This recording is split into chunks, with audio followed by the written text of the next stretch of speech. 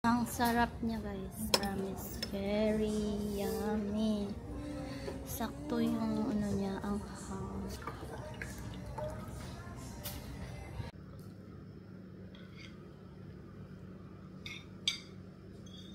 A day in the life of a Filipino-Taiwanese couple living in Taiwan. Da, kuyawan ko sintro pugapil. Ito ay isumary ko na lang ang whole day namin dito para maging a day in the life. For today's video ay wala tayong ibang makikita kundi ang pagkain ng grilled fish na sobrang approved sa akong dila. Oh, hello guys. So before kami magpunta sa Meko, mag-lunch muna kami kasi nakarating kami dito mga 11:30 sa Taichung. 1 pa sila mag-open kaya naghanap kami ng pagkainan and kakain kami ng isda. Laukong never eat fish in the house. Pero kakain siya ng isda na to kasi sarap daw. Tignan natin yung bata doon, no. Daldal.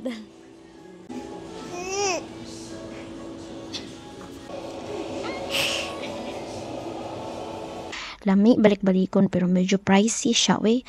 Super worth it talaga yung lasa, guys. You just finished your milk na.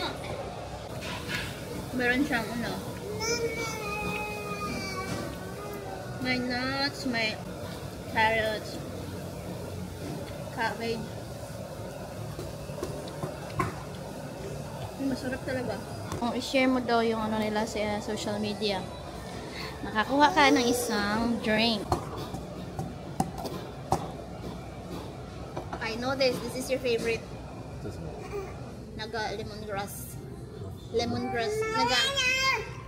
This is daw naga jelly in the house. Hey, yung dami yung. Just.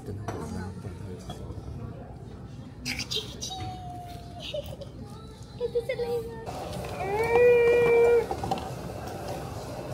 Naga lemongrass na. Naga in the house always.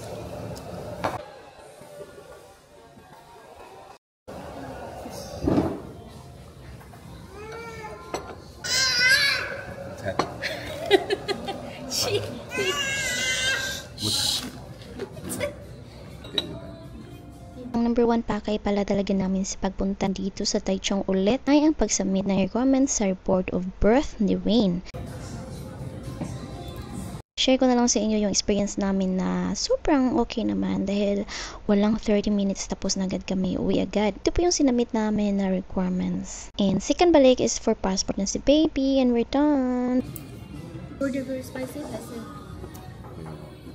Your nose, the water, very funny.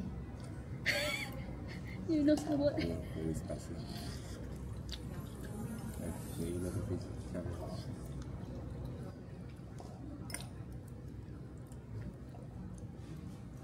Ang sarap niya guys, promise. Very yummy. Sakto yung ano niya, ang hang. Ito yung gusto ko.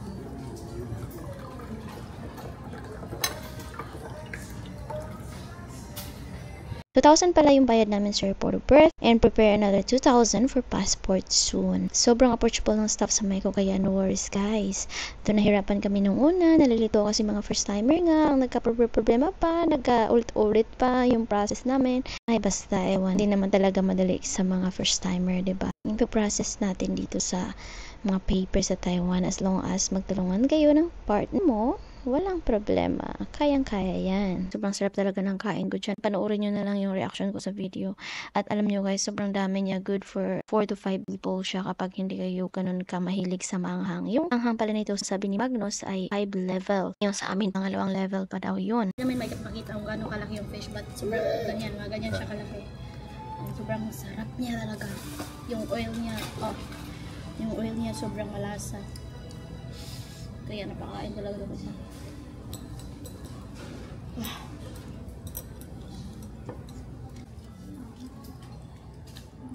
The fish is inside.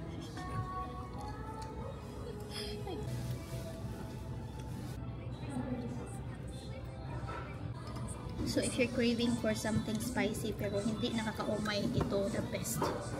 Ano nila, sarap. May tupi sila, mayroong mushroom.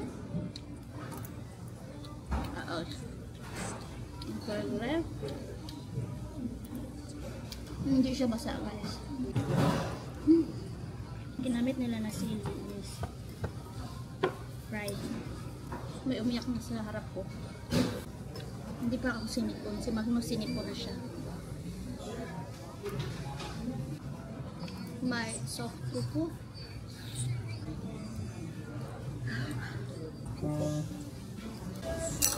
Puro chili yan, oh. And yan na namin.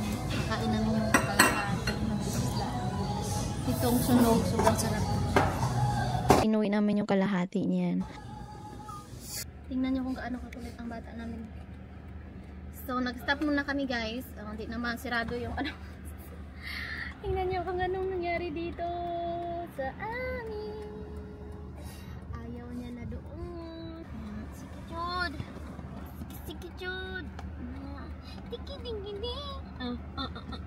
That's a mistake. Kiki-ding-ding. Kara-kara-kara. Di ko na napakita sa inyo na after namin kumain ng masarap na isda na may parang namin itong ay diretso na agad kami sa Meko. Mga ano siya, from doon sa kinainan namin mga 13 minutes. And then hindi na ako nakapag-vlog at bawal ang video, bawal anything, picture. Tapos mabilis lang siya. Nag-fill up lang kami pala ng ano yung para sa passport niya. Next time pagbalik, second visit is mga information namin, pangalan, birthday, and everything, mama, papa, and the baby. And then, schedule na nila kami. Tinatanong nila kung meron bang available ka ba ito sa date na to. So, nagpili lang kami ng date. So, August kami. Siya, hindi pwede na magdala ka ng picture kasi sa Mexico talaga, sa Pinas talaga, pag kumuha ng passport is talagang yung actual ka talaga na picturean, hindi yung tulad sa Taiwan, di ba? Ano lang, pwede kang mag-submit ng picture, ganyan. So, nagtanong yung asawa ko, itanong mo daw kung pwede. Sabi ko, hindi nga, hindi naniwala. O, tinanong ko, hindi nga pwede. So, kailangan nakasuot si baby ng with collar, pero kung wala naman, okay lang din. Tapos, another 2,000 na naman ang babayaran nun for the passport. 2,000 Taiwan dollar. Tingnan mo yung bata. Sige, Jude. Bumili si Magnus ng drinks. Gusto ko ng ano, lemon, honey lemon na malamig. Nagas mo, Lida. Strawberry yogurt mo. Can you stop? Mine is... Oh.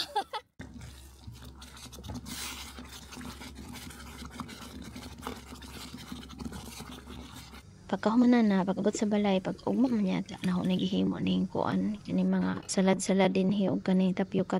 Ara to akong may share a day in the life of Filipino Taiwanese couple living in Taiwan with cutie pie.